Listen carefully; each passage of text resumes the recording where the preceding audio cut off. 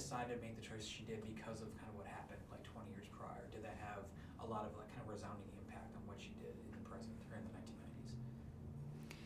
I think,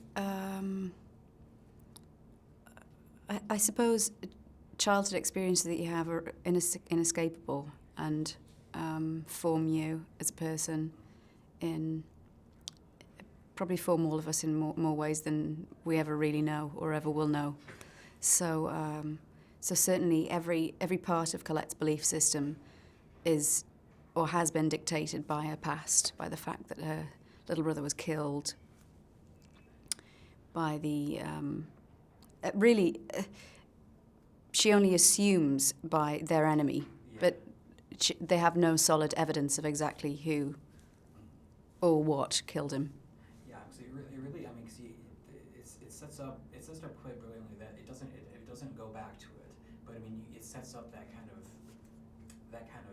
thing that she's holding on to, I guess, that like it seems like she doesn't want anyone else around her to get hurt anymore, and that's kind of why she does what she does. I think it would be very romantic to say that she only because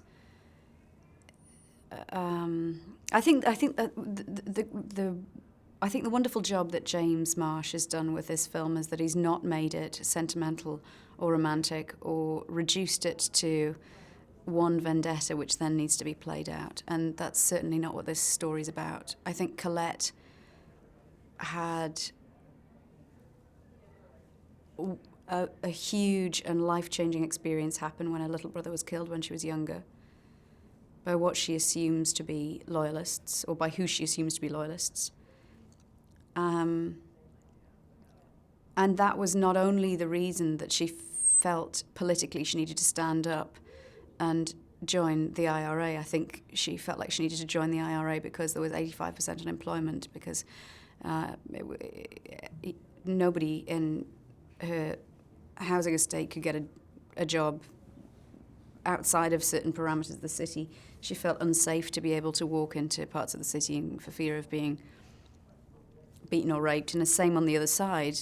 Yeah. The territory was so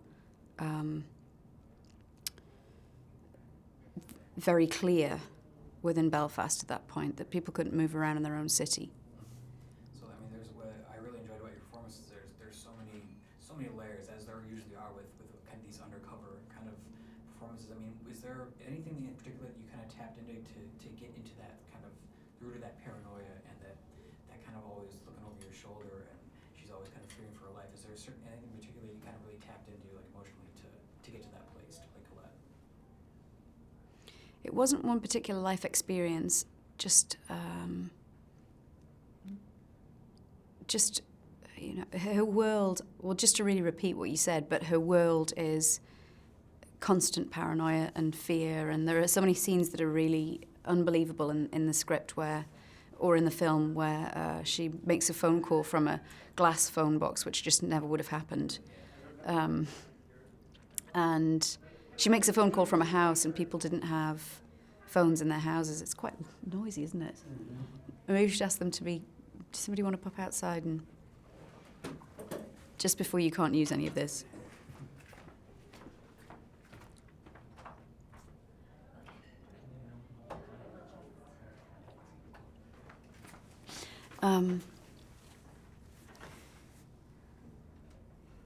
It was a time where it seems to have been a time where, or no, rather, let me start that again.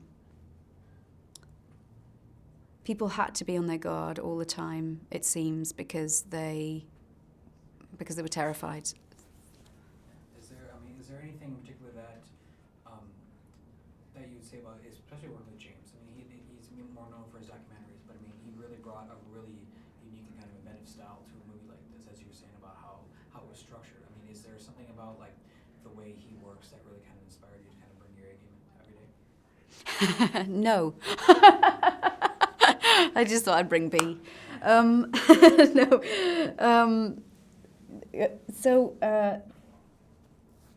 The thing that one of the things that I really love about James's documentary style is that he lets the camera run just a little bit longer so that you see you just have a glimpse into somebody's genuine reality, you know, and they're being interviewed by him, and he's a very kind and very gentle person, and then there's just a moment where you see them having had a moral dilemma over a decision they've made, and they're not expressing it with words, but they are with their eyes. And I very much wanted to explore that when we filmed Shadow Dancer. I really wanted to be able to use that quality that James has as a filmmaker to really get inside of a person almost while they're not looking.